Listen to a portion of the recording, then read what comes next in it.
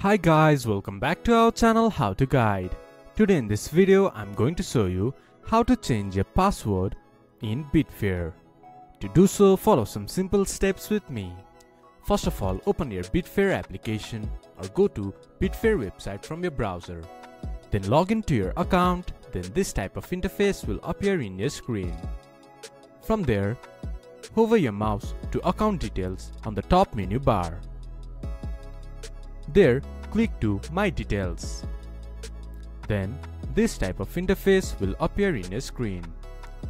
On the About You section, click to Edit. Then, from there, you can edit your username and you can also change your password. To change your password, enter your current password, then enter your new password. To confirm your new password, rewrite your new password here. Then click to Save Change. Then your password will be changed. This is how you can change your Betfair account password. This much for today's video. If you guys find our video helpful, please leave a like and comment. And do not forget to subscribe our channel and hit the bell icon.